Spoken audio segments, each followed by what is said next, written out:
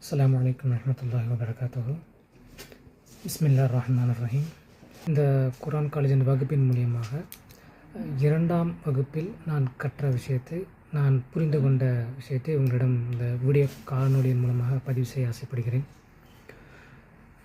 இந்த இரண்டாம் வகுப்பிலே நான் என்ன கற்றுக்கிட்டோம் அப்படின்னு பார்த்தோம்னா, இத்தனை ஆண்டுகாலம் குர்ஆன் நமக்கு 1400 வருடங்கள் ஆகியும் இத்தனை ஆண்டு காலம் நம்மக்கிட்ட குர்ஆன் இருந்திருக்கு.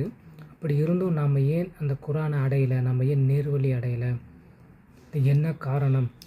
அது குர்ஆன் நமக்கு அச்சமூட்டி எச்சரிக்கை செஞ்சுருக்கு. அப்படி இருந்தும் நிறைய நரகத்தை பற்றி சொல்லியிருக்கு, அதாபுகளை தண்டங்களை பற்றி சொல்லியிருக்கு. அப்படி இருந்தும் நம்ம ஏன் குர்ஆனை சரியாக பின்பற்றலை, நம்ம அது குர்ஆனை உள்வாங்கலை, அதுக்கு என்ன காரணம் அப்படின்னு பார்த்தோன்னா, அதுக்கு அல்லாஹ்வே குர்ஆனில் ஒரு உதாரணத்தை சொல்கிறான். 50வது அத்தியாயம் 37வது வசனத்தில், பிஸ்மில்லாஹிர் ரஹ்மானிர் ரஹீம், இன்ன ஃபீ ஸாலிக லதிக்ரா லிமன் கான லஹு கல்புன் அவ் அல்கஸ் ஸம்அ வஹுவ ஷஹீத். சிந்தனை உடையோருக்கு அல்லது கவன ஈர்ப்புடன் செவியோருக்கு இதில் படிப்பினை உள்ளது அப்படின்னு நல்லாவே நமக்கு தெளிவாக குர்ஆனில் சொல்லிட்டான். அதாவது இந்த குர்ஆன் நம்ம சிந்தனையோடவும் கவன ஈர்ப்போடவும் நம்ம செவியோட்டோம்னு சொன்னால் நிச்சயமாக குர்ஆன் நமக்கு நிறைய பொக்கிஷங்களை அள்ளி கொடுக்கும். நம்ம அதே நிறைய கிஃப்ட்டுகளை அள்ளிக்கலாம். அது நமக்கு படிப்பினை தரும், அது நமக்கு நேர் வழியும் காட்டும். ஆனால் நம்ம மற்ற புத்தகங்களை படிக்கிற மாதிரியே குர்ஆனை படிக்கிறதுனால அது நமக்கு எந்த ஒரு படிப்பினையும் நமக்கு கிடைக்கிறது இல்லை. இதுதான் உண்மையான காரணமும் கூட. குர்ஆனை ஓதும்போது நம்ம உள்ளம் திறந்து ஓதுவது கிடையாது. சும்மா மேலாம்போக்கில் ஓதிட்டு அதை அர்த்தத்தை மட்டும் சும்மா தெரிஞ்சு வச்சுக்கிட்டு அதை ஃபாலோ பண்ணாமல், அதை மனசுக்குள்ளே வாங்காமல், அதை சிந்திக்காமல் நம்ம ஓதுறதுனால அது நமக்கு எந்த ஒரு படிப்பினையும், எந்த ஒரு கிஃப்டையும், எந்த ஒரு பொக்கிஷத்தையும் நமக்கு அது தர்றதில்லை.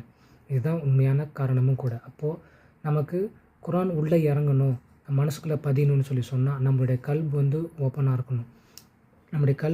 நம்முடைய இதயம் திறந்திருந்தால் மட்டும்தான் குர்ஆனுடைய வசனம், அல்லாஹ்வுடைய வார்த்தை நம்மளுடைய கல்பில் ஆழமாக பதியும், நம்மளோட கல்பில் உள்வாங்கும். அப்படி உள்வாங்கும் போது நம்மளுடைய இதயம், நம்மளோட தோள்கள், உடம்புலெல்லாம் அப்படியே சிலிர்த்து போய் நம்மளை அறியாமல் நம்மளை கண்ணிலிருந்து கண்ணீர் வர வச்சிடும். இதை நான் சொல்லலை, இது அல்லாஹ்வே அவனோட குர்ஆனில் 17வது அத்தியாயத்தில் 109வது வசனத்தை சொல்கிறான். பிஸ்மில்லாஹிர் ரஹ்மானிர் ரஹீம். மேலும் அவர்கள் அழுதவர்களாக முகம் கவிழ்ந்து சஜ்தாவில் விழுகின்றனர், அவர்களுக்கு அது பணிவை அதிகரிக்கிறது.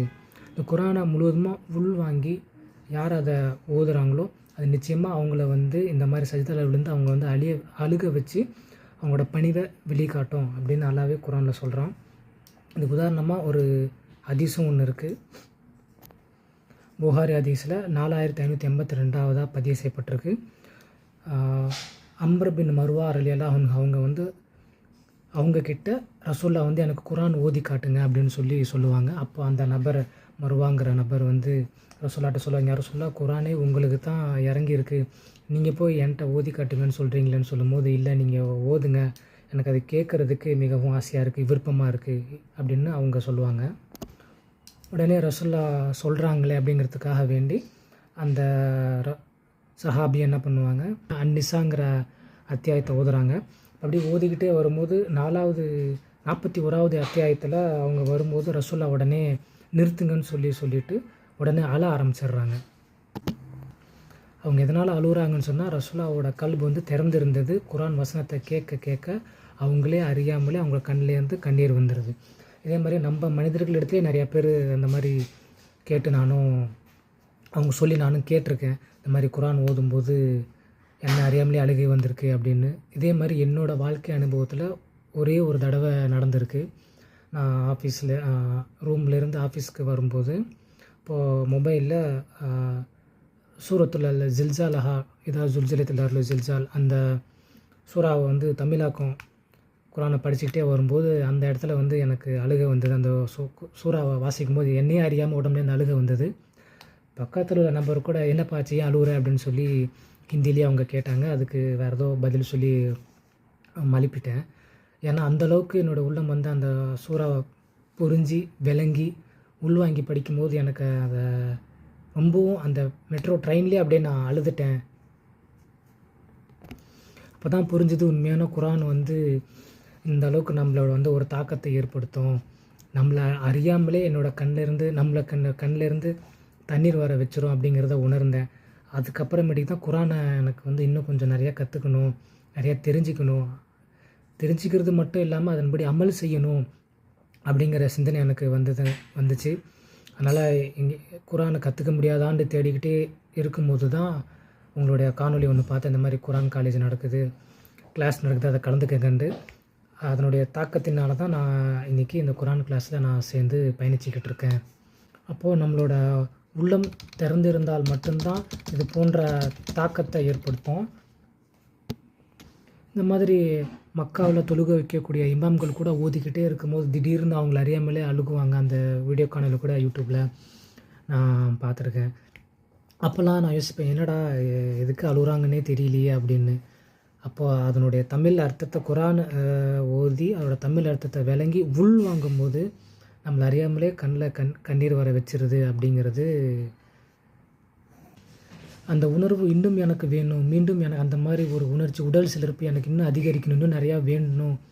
அப்படிங்கிறனால தான் குரானை இன்னும் முடிஞ்ச வரைக்கும் தமிழாக்கத்தை ஓதணும்னு ட்ரை பண்ணிக்கிட்டு இருக்கேன். இன்ஷா அல்லாஹ் அது போன்ற உணர்வை என்னோடய கல்வை திறந்து இருக்கக்கூடிய வாய்ப்பை அல்லாஹ் எனக்கு தந்தல் புரிவானாக. ஆமீன்.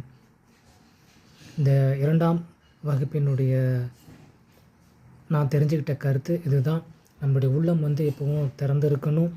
நம்மளோட உள்ளம் திறந்திருந்தால் மட்டும்தான் குரானுடைய வசனம் நம்மளுடைய கல்பில் இறங்கும், ஆழமாக பதியும். நாம் அதன்படி அதுக்கடுத்து செயல்படுத்தவும் முடியும். ஏன்னா குரானுக்கு அல்லாஹ் இவ்வளோ பெரிய ஒரு சக்தி, ஒரு குவத்தை வச்சுருக்கான் அப்படிங்கிறது நம்ம அதை ஓதி புரிஞ்சு விளங்கும் போது தான் நமக்கு அது தெரியுது. அதனால் இன்ஷா அல்லாஹ் வரக்கூடிய காலங்களிலையும் நான் அதிகமாக குரானோட தொடர்புடையதாக இருக்கணும்னு ஆசைப்பட்றேன். அதுக்கான வாய்ப்பை அல்லாஹ் எனக்கு தந்தலும் புரியட்டும். ஆமீன். வாஹிர் தாவானா அல்ஹம்துலில்லாஹி ரப்பில் ஆலமீன். அஸ்ஸலாமு அலைக்கும் வரஹ்மத்துல்லாஹி வபரகாத்துஹு.